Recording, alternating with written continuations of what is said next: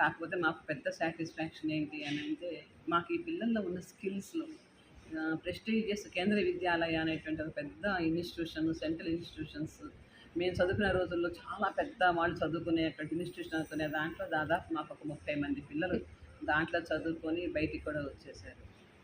తర్వాత మేము ఇండోర్ గేమ్స్‌ని ఎక్కువగా ఎంకరేజ్ చేసి బయటికి పంపే అవకాశాలు లేవు కాబట్టి నేషనల్ క్యారమ్స్‌లో మా వాళ్ళు థర్డ్ ప్లేస్. స్టేట్‌లో ఫస్ట్ 6 ప్లేసెస్‌లో 5 ప్లేసెస్ మా పిల్లలే ఉంటారు. చదువు ఒక్కటే కాకుండా సమాజంలో చాలా సిన్సియర్‌గా, సాఫ్ట్‌గా, డెడికేటెడ్‌గా, సెన్సిటివ్‌గా మైండ్ సెట్‌ని వాళ్ళు మార్చేటువంటి విషయాలన్నిటిని సాధ్యమైనంత వరకు ఇవ్వగలుగుతున్నాము. Hi friends, welcome back to Princess kitchen.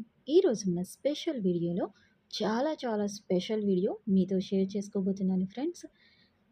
Finally మన ఛానల్కి యూట్యూబ్ నుంచి మొదటి సంపాదన వచ్చేసింది.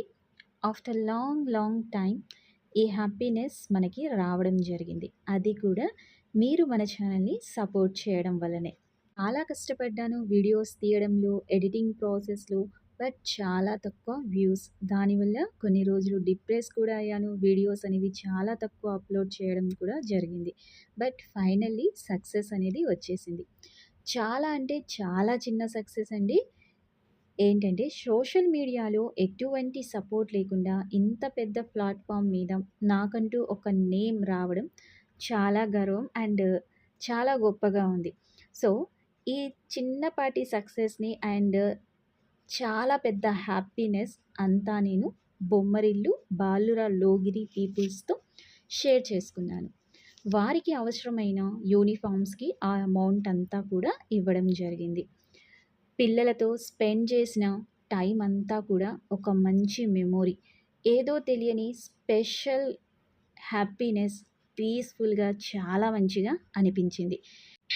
ఇలానే మన ఛానల్ని సపోర్ట్ చేస్తూ ఉండండి. మన ఛానల్ తరఫు నుంచి వచ్చే ప్రతి ఒక్క రూపాయి కూడా నేను ట్రస్ట్కి అందజేయడం జరుగుతుంది. నా పర్సనల్కి అస్సలు యూజ్ చేయను. సో వీడియోని స్కిప్ చేయకుండా చూడండి. వారి ఫౌండేషన్ గురించి వారి మాటల్లోనే విందాం రండి. యాక్చువల్గా మాది బొమ్మరిల్లు అనాథ పిల్లల ఆశ్రమం అండి. ఈ బొమ్మరిల్లు అనాథ పిల్లల ఆశ్రమంలో దాదాపుగా 100 మంది అమ్మాయిలు, అబ్బాయిలు తల్లిదండ్రి చనిపోయిన అనాథ పిల్లలు ఉంటారు. వీళ్ళంతా టోటల్గా బెగ్గింగ్ చేసుకుంటూ స్ట్రీట్ చిల్డ్రన్స్, హౌస్లెస్ ఇట్లాంటి పిల్లలందరినీ పోలీసులు తీసుకొచ్చేసి జువెనైల్ జస్టిస్కి ఇస్తారు, కోర్టుకి ఇస్తారు. వాళ్ళు మాకు అడాప్టేషన్ ఇస్తారు. అట్లాంటి పిల్లల్ని చిన్న పిల్లల్ని టార్గెట్ చేసి తీసుకుంటాం మేము. ఆ చిన్న పిల్లలందరినీ చదివిస్తూ పెద్ద చేస్తుంటాం. ఇప్పుడు present BSc nursing, BSc computers, lawyers, engineers ఆ స్టేజ్లో చదివే పిల్లలు ఉన్నారు. ఇట్లా చేసుకుంటూ వస్తున్నాం. మీలాంటి దాతలు ఎవరైనా ప్రోత్సాహం ఇస్తే వాళ్ళకి చదువు కోసం బాగా సహకరిస్తూ చదివిస్తూ ఉంటాం. ఎవరు దాతలు ఇవ్వలేని పక్షంలో మా ఓన్ ఫండింగ్తోనే దీన్ని ఇంతవరకు నడిపిస్తున్నాం. దీనికి గవర్నమెంట్ ఫండింగ్ ఏమి ఉంది అసలు, ఓన్ ఫండింగ్తో నడుపుతూ ఉంటాం. ఎక్కువగా దాతలతోనే నడిపిస్తూ ఉంటాం. దీనికి మీలాగా సహకరించి చాలామంది ప్రోత్సహిస్తుంటారు కాబట్టి దాదాపు ఇది 12 years నుంచి రన్ చేస్తూ ఉన్నాం దీన్ని. అట్లా చేస్తూ వస్తాం. నేను ఇది ఎప్పటి నుంచో స్టార్ట్ చేయాలి అనుకున్నాను. నేను మా సారు మా ఇద్దరిది కూడా మతాంతర వివాహం, హిందూ ముస్లిం వివాహం. దాంట్లో మేము ఈ సమాజంలో ఈ కులం ఏంటి, మతం ఏంటి, వీటితోటి చాలా స్ట్రగుల్ ఫేస్ చేశాము. అట్లానే స్టూడెంట్స్గా ఉన్నప్పుడు మేము చాలా ప్రోగ్రెసివ్గా ఉండేవాళ్ళము. పనులు కూడా అలానే ఉండేవి. ఆ తర్వాత నేను ఉద్యోగంలో చేరిన తర్వాత కూడా నేను ఎంప్లాయీస్ యూనియన్స్లో పనిచేయటం వలన నాకు ఒక ఉద్యోగం అనేదే కాకుండా బయట సమాజంతో చాలా కనెక్టివిటీ పెరిగింది. ఆ పెరిగిన క్రమంలో సమాజాన్ని చదివినటువంటి క్రమంలో నాకు ఏది చేస్తే బాగుంటుంది అన్నటువంటిది ఒక ఆలోచన వచ్చినప్పుడు ఏమో చాలా నా ముందుకు వచ్చినాయి. కానీ నేను ఏమైతే అనుకున్నానంటే, ఎవరమైతే ఈ పిల్లల్ని నెగ్లెక్ట్ చేస్తూ ఉన్నామో, ఈ పిల్లలని ఒక మనుషులుగా చూడనటువంటి వాతావరణం అయితే బయట బాగా కనపడింది నాకు. ఎందుకంటే అమ్మా నాన్న లేని పిల్లలంటే ఒక రకమైన చులకన భావం ఉంటుంది. అడుక్కునే పిల్లలు అని అంటే ఎవరమైనా సరే మనం కొంచెం వాటిని వేరుగా చూడటం ఉంటుంది. నాకు ఇవన్నీ చూసిన తర్వాత వీళ్ళని ఎవరిని కేర్ చేయట్లేదు, ఏమీ పట్టట్లేదు. కానీ వీళ్ళు మనలాంటి మనుషులే. వీళ్ళకి ఒక మెదడు ఉంది, మేధస్సు ఉంది. ఆ మేధస్సును కానీ మనం స్థానపడితే ఈ సమాజానికి మనం చాలా రీసోర్సెస్ ఇవ్వగలుగుతాం. మానవ మేధస్సు కూడా ఒక రీసోర్స్ కాబట్టి ఇది నెగ్లెక్ట్ అయిపోయిందంటే ఇది ఎవరికి ఉపయోగపడకుండా వెళ్ళిపోతుంది ఈ మేధస్సు. కాబట్టి ఇట్లాంటి పిల్లలకి మనం ఒక ఎడ్యుకేషన్ ఇచ్చి వాళ్ళకి స్కిల్స్ కానీ మనం ఇచ్చామంటే వాళ్ళు మంచిగా జీవించగలుగుతారు.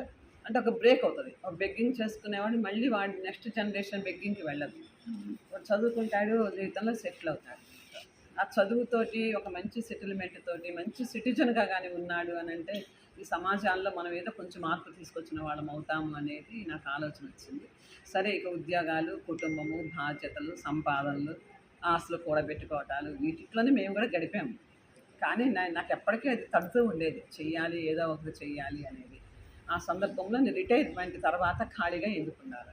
ఎట్లా గవర్నమెంట్ పెన్షన్ ఇస్తుంది, జీతం ఇచ్చిన వాళ్ళు పని చేస్తాం, పెన్షన్ తీసుకుంటూ కూడా ఓపికనంత వరకు పని చేయటం అనేది బాధ్యత కదా అనుకున్నాను నేను. అందుకోసం ఒక 10 ఇయర్స్ ముందే, రిటైర్మెంట్కి ఒక 10 ఇయర్స్ ముందే నేను ప్లాన్ చేసుకున్నాను. ఎందుకు ప్లాన్ చేసుకున్నారు, ఉద్యోగంలో ఉండి కూడా ఇంత బరువు ఎందుకు మోసారు అని అంటే, రిటైర్ అయిపోయిన తర్వాత అందరూ పడకొచ్చి చేతికి అర్రే ఇస్తారు, నువ్వేమి చేయలేవు, నీ చేత కాదు, నీ వల్ల కాదు అంటారు. అందుకోసం నేను ముందుగా స్టార్ట్ చేసుకొని ఇది స్టడీ చేయటం మొదలుపెట్టాను. అసలు ఈ పిల్లలతోటి మనం ఎంతవరకు కలిసి పని చేయగలుగుతాము, వీళ్ళు మాతో కనెక్ట్ అవుతారా లేదా, పోనీ మనం ఇచ్చిన ఫలాలను అందుకుంటారా లేదా వీళ్ళు అన్న దీంతో ట్రయల్ బేసిస్ నేను రన్ చేశానండి. అది కూడా ఏమనుకుంటే 10 మంది పిల్లలతోనే అనుకున్నాను. ఇంకా 10 మంది కంటే మనం వెళ్ళొద్దు, అది అబ్బాయిలే అనుకున్నాను నేను. కానీ దీంట్లోకి అడుగుపెట్టి పని చేసుకునేటువంటి క్రమంలో చాలామంది అవసరమైన పిల్లలు వచ్చారు, ఆడపిల్లలు వచ్చారు. నిజంగా నాకు అనిపించింది మనం చేయాల్సిన పని చాలా ఉంది, బాధ్యత కూడా చాలా ఉంది అనుకొని మేమిద్దరం ఓపికగా చేస్తూ ఉన్నాము. నేనైతే ఫస్ట్ ఇది పెట్టేటప్పుడే నేను మా వాళ్ళకి అందరికీ చెప్పాను, ఎవ్వరము డొనేషన్స్ పుస్తకాలు పట్టుకొని మనం బెగ్గింగ్కి వెళ్ళకూడదు, అది మంచి గవర్నమెంట్ ఫండ్కే వెళ్ళకూడదు, శక్తి మేరకే చేస్తా. అందుకోసంగా నేను ఏం చేశాను, నా పెన్షన్ కానీ నా శాలరీ కానీ నేను ఎన్పి కూడా నేను తీసుకునేదానికి కాదు. నాకు ఇంట్లో మిగతా అందరూ కూడా ఎర్నింగ్ మెంబర్సే ఉన్నారు. నా ఎర్నింగ్ ఏం పెద్ద కుటుంబానికి ఇవ్వకపోయినా నడుస్తుంది. అందువలన నా దాంతో నడపాలి అనుకున్నాను. నాకేంటంటే ఎందుకో మరి పిల్లల లక్కో ఏమో, కొంతమంది ఎవరన్నా స్పాన్సర్స్ వస్తే మాత్రం వాళ్ళంతా వాళ్ళు వచ్చి ఇస్తేనే తీసుకుంటున్నాము, దాంతోనే రన్ చేస్తున్నాము. ఈ 10-12 సంవత్సరాలలో మమ్మల్ని నమ్మి రెగ్యులర్గా మాకు ఇచ్చేవాళ్ళు, తర్వాత వాళ్ళు వచ్చి రెగ్యులర్గా పిల్లలతోటే కనెక్ట్ అయ్యేవాళ్ళు. ఎవరో డొనేషన్ ఇచ్చి ఇదిగోండి మీకు ఈ పూట మేము 10 రూపాయలు ఇచ్చాము వెళ్ళిపోతామంటే ఒప్పుకోం. పిల్లలతో కలవండి, వాళ్ళతో మాట్లాడండి, వాళ్ళ ఇది కూడా మీరు చూడండి అని అంటున్నాం. ఇప్పటిదాకా దాన్ని అలా నడిపిస్తూ వస్తున్నాము. కాకపోతే మాకు పెద్ద సాటిస్ఫాక్షన్ ఏంటి అని అంటే, మాకు ఈ పిల్లల్లో ఉన్న స్కిల్స్లో ప్రెస్టీజియస్ కేంద్రీయ విద్యాలయ అనేటువంటి ఒక పెద్ద ఇన్స్టిట్యూషన్, సెంట్రల్ ఇన్స్టిట్యూషన్స్ మేము చదువుకునే రోజుల్లో చాలా పెద్ద వాళ్ళు చదువుకునేటువంటి ఇన్స్టిట్యూషన్ అనుకునే దాంట్లో దాదాపు మాకు ఒక 30 మంది పిల్లలు దాంట్లో చదువుకొని బయటికి కూడా వచ్చేసారు. తర్వాత మేము ఇండోర్ గేమ్స్ని ఎక్కువగా ఎంకరేజ్ చేసి బయటికి వెళ్ళిన పంపే అవకాశాలు లేవు కాబట్టి నేషనల్ క్యారమ్స్లో మా వాళ్ళు 3rd ప్లేస్, స్టేట్లో ఫస్ట్ 6 ప్లేసెస్లో 5 ప్లేసెస్ మా పిల్లలే ఉంటారు. అట్లా తర్వాత మిగతా ఇంటర్మీడియట్ అయిపోయిన వాళ్ళందరినీ త్వరగా లైఫ్లో వాళ్ళ ఎంప్లాయ్మెంట్ తీసుకునేటువంటి కోర్సెస్కి వాళ్ళని పంపించడం, బీటెక్ చేశారు. ఒక అబ్బాయి లాయర్ అయ్యి బయటకు వెళ్ళాడు, 2 బీఎస్సీ నర్సింగ్ చదువుతున్నారు. ఒక అమ్మాయి హ్యాండ్లూమ్ టెక్స్టైల్స్లో తను డిప్లొమా ఈ సంవత్సరం జాయిన్ అయింది. ఒక అమ్మాయి ఏపీఆర్టీసీలో ర్యాంక్ కొట్టింది. ఇంకొక అమ్మాయి వచ్చేసేసి సెక్రటేరియట్ స్టడీస్లో ఎంఏ జాయిన్ అవ్వబోతుంది. ఇట్లా మాకు చేసిన దానికి వాళ్ళందరూ అలా వెళ్ళిపోతూ ఉన్నప్పుడు నా సొంత కొడుకు, నా సొంత కూతురు ఇట్లా అయిపోయారన్నట్లు సెల్ఫ్ ఫీలింగ్ అనమాట. అదొక్కటే, ఇదేదో పెద్ద చేసేద్దామని కాదు, నా హార్ట్ఫుల్గా మాకు బాగుంది, ఆత్మతృప్తి కోసమే చేస్తున్న కార్యక్రమం. ఎవరన్నా సరే వచ్చి కనెక్ట్ అయితే ఇంకా 10 మందికి హెల్ప్ చేస్తాం, అంతే, ఇంకా 10 మందికి లైఫ్ ఇస్తాం. ప్రెసెంట్ ఇక్కడ చిన్న పిల్లలు కదా ఉంది, మా దగ్గర మేము తీసుకోవటానికి ఎన్ని చేసినా మేము 6 ఇయర్స్ పిల్లల్ని తీసుకోవాలి. ఇంకా 6 ఇయర్స్ ఉన్న పిల్లలకే మాకు లైసెన్స్ ఉందన్నమాట. 6 to 18 ఇయర్స్ పిల్లలకే మాకు ఇక్కడ లైసెన్స్, అంటే 6 బిలో ఉన్న వాళ్ళకి తీసుకోవడానికి ఇక్కడ మేము తీసుకోవటానికి. 2 బ్రాంచెస్ ఉందన్నారు. 2 బ్రాంచెస్ అంటే మాకు 3 బ్రాంచెస్ అయినాయి ఇప్పుడు. ఒకటి for boys, particular especially for boys and girls. Present ఇక్కడ చిన్న ఇక్కడ పిల్లలు అంటే ఇప్పుడు మేము ఏం చేస్తున్నామంటే, అంటే మాకు వచ్చినటువంటి అనుభవాలలో 10 ఇయర్స్ 6 to 10 ఇయర్స్ బాయ్స్ అందరినీ ఒక గ్రూప్గా ఉంటే పీర్ గ్రూప్గా వాళ్ళల్లో వాళ్ళు ఆడుకోవటం, వాళ్ళల్లో వాళ్ళు మాట్లాడుకోవటం అట్లా ఉంటుంది. 11 to 18 ఇయర్స్ వరకు కూడా గ్రూప్ డివైడ్ చేసి క్యాంపస్ కూడా మారుస్తున్నాము. ఎందుకంటే ఎవరికి సంబంధించిన ఏజ్ గ్రూప్స్ వాళ్ళు ఉంటేనే కనెక్ట్ అవ్వటము ఉంటుంది. ఈ చిన్న పిల్లలు పెద్ద పిల్లలు చూసి వాళ్ళు ఏవో నేర్చేసుకోవటము, వాళ్ళని చూసి వాళ్ళని ఫాలో అవ్వటము, ఇట్లాంటి కాకుండా వాళ్ళు సెల్ఫ్గా ఆలోచించుకునేటట్లు నాకు చేస్తున్నాము. గర్ల్స్ క్యాంపస్ ఒకటి ఉంది. తర్వాత రిక్రియేషన్ కోసం మేము కొన్ని ప్రకృతి పాఠశాల అని ఒకటి పెట్టాము. మా పిల్లలకి ఎక్స్పెషల్గా ముందు మా పిల్లలు సక్సెస్ అయితే దాన్ని బయటకు ఎక్స్టెండ్ చేస్తాను నేను. వాళ్ళు దాంట్లో నేర్చుకునేవి ఏముంటాయి, ఎక్కువగా ఫార్మింగ్ నేర్పిస్తాం, ఆర్గానిక్ ఫార్మింగ్ నేర్పిస్తాం, దాంతో కనెక్టివిటీ వర్క్స్ మొత్తం నేర్పిస్తాము. అంటే ఇప్పుడు మిషనరీ ఉంటుంది, ఫామ్లో పనిచేస్తూ ఉంటే చిన్న చిన్న ట్రాక్టర్లు ఉంటాయి, ట్రిల్లర్లు ఉంటాయి, తర్వాత బస్ కట్టర్స్ ఉంటాయి, ఇట్లాంటివన్నీ ఉంటాయి. అవన్నీ మెకానిజం వాళ్ళు నేర్చుకుంటారు. వాటి అవి ఎలా పనిచేస్తాయి అనేది వాళ్ళు దాంతో వర్క్ చేస్తారు. తర్వాత వాటితో పాటు మిగతా జంతువులు, ఆవులు పెంచుతారు, కోళ్ళను పెంచుతారు, కోళ్ళను పొదగేయటము, అవి పిల్లలు రావటము, వాటికి ఏం కావాలి, వాటికి వచ్చే జబ్బులు ఏంటి, మనం ఈ హాస్పిటల్స్ కూడా నేను మా పిల్లలకి ఇట్లాంటివి ఇచ్చి పంపిస్తాను. అట్లానే పెట్టి యానిమల్స్ని పెంచడం, వాటిని కేర్ టేక్ చేసుకోవడం, ఇట్లాంటివన్నీ కూడా ఒక చదువు ఒక్కటే కాకుండా సమాజంలో చాలా సిన్సియర్గా, సాఫ్ట్గా, డెడికేటెడ్గా, సెన్సిటివ్గా మైండ్ సెట్ని వాళ్ళు మార్చేటువంటి విషయాలన్నింటినీ సాధ్యమైనంత వరకు ఇవ్వగలుగుతున్నాము. Thank you.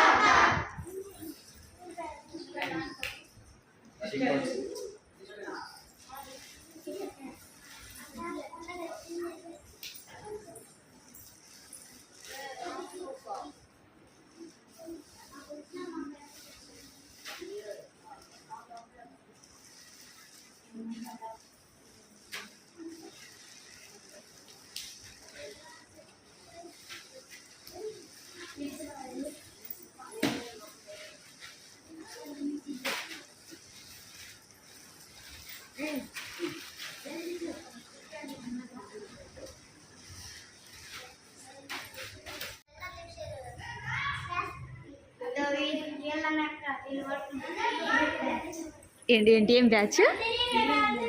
గ్రూప్ బ్యాచ్ వీళ్ళందరూ? వీళ్ళందరూ ఒక పార్టీనా? మీరంతా వేరే పార్టీయా?